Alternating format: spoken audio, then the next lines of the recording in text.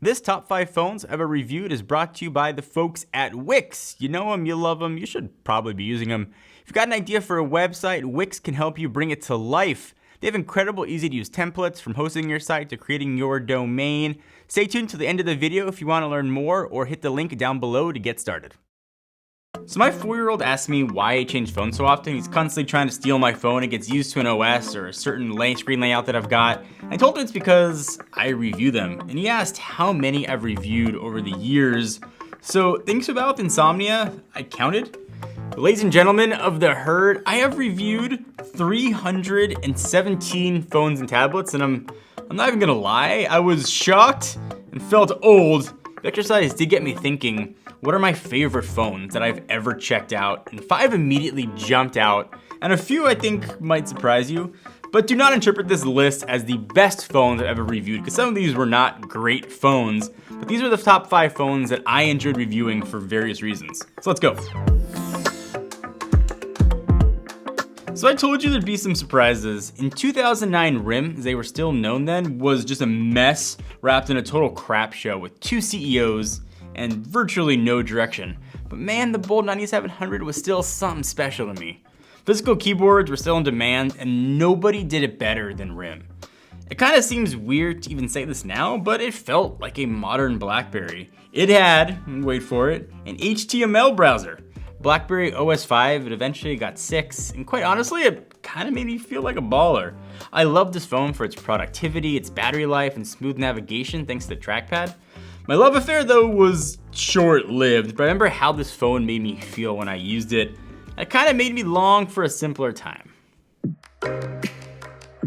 So remember back when all iPhone screens were super tiny? While Android was going big, Apple was stubbornly sticking to their 3.5-inch or 4-inch guns until September 2014 when it finally supersized to 5.5 inches. I remember the day this thing came out, I was just sitting on my couch staring at it. It was hard to believe that iOS finally had a larger home screen. And I know this sounds whimsical and maybe kind of silly, but it was a pretty cool feeling to have. I was thinking how bad battery life was originally because I was just using it so much. For me, this is when Apple changed and started hitting Android where it mattered. And for that reason, I love the iPhone 6 Plus, and it's got a place in my heart. The story of the Note for me goes all the way back to 2011. I was just recently married at the IFA trade show in Berlin. That year was coming up. My wife and I, gloriously pre-kids, decided to make a little European adventure out of it. We went to London first and took the train to Paris and finally settled into Berlin for the show.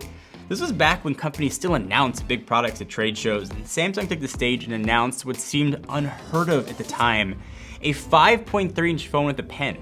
I loved and adored this phone. I used to carry it around and show it to anyone who would ask. And more people stopped to ask me about this phone than any other device I have ever tested. If the original iPhone represented the future of mobility, and the Galaxy Note, I think, ushered in a brand new era of screen sizes. The usability with this thing, coupled with the kind of warm, fuzzy feelings from our European trip, make the memory of the Note stand out. So let's pour one out for a legend. So now we're really gonna go back to the early history of smartphones. This is the first Android phone, the HTC Dream, released in 2008. I'm not even gonna try to pretend it was a good phone.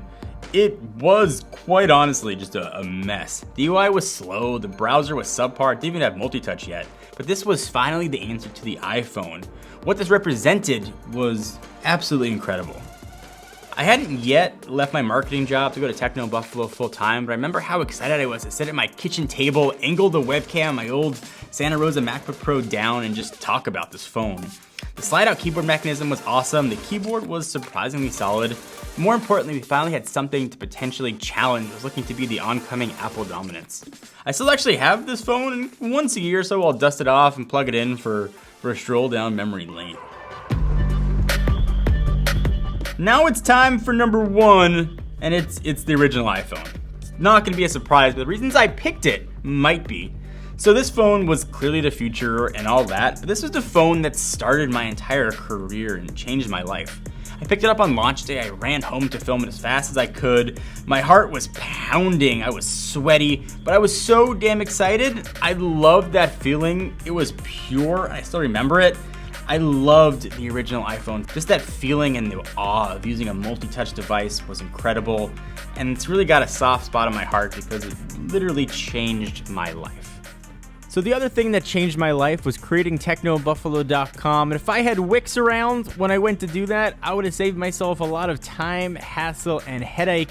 If you have an idea for creating a website, the folks at Wix can help you make it possible. It's professional, it's robust for kind of everything you want to need. If you want an e-commerce site, you want to create a blog, you want to have a place to host your vlogs, you want to create a site for your restaurant, Wix has you covered, and they give you total creative freedom.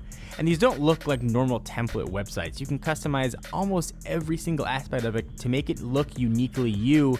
And if you do want to pick a template, they've got hundreds of them to choose from. You get your own custom domain. There's a Wix editor that makes things really easy for drag and drop. You don't have to have any coding knowledge. It's like a website that looks like you spent hundreds of thousands of dollars and paid a professional developer. You can do it all yourself with Wix. If you want to learn more, hit the link down below. So there were a ton of phones I could have picked here. I had a lot of honorable mentions too, things like the original Palm Pre, T-Mobile Sidekick, the Trio 650, the original Motorola Droid, and a ton more. But I want to ask you guys is what phones or top 5 or any ones you would have picked that are your favorite phones. They don't have to be the best phones you ever used, but phones that stick out for some reason in your life, something you were going through. Leave in the comments down below, see if you can get a running tally going and see if we see some consistencies. I think we'll see some early Android phones. I think we'll see a lot of iPhones in there. Maybe the Palm Pre will show up in your list. Again, leave in the comments down below. Give the video a thumbs up. We appreciate it. Until next time, I'm John Rettinger from Techno Buffalo.